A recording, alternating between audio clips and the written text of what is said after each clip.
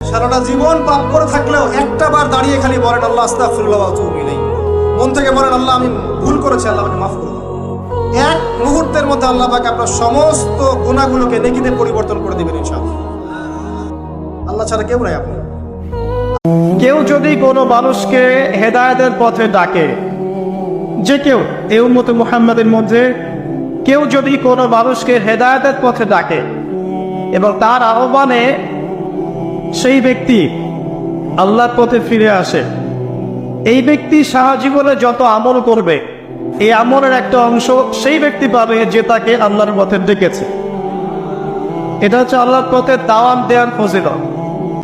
কেউ যদি কোনো মানুষকে হেদায়েতের পথে ডাকে, যে কেউ এই উম্মতে মুহাম্মাদের মধ্যে কেউ যদি কোনো মানুষকে হেদায়েতের পথে ডাকে এবং তার আহ্বানে সেই ব্যক্তি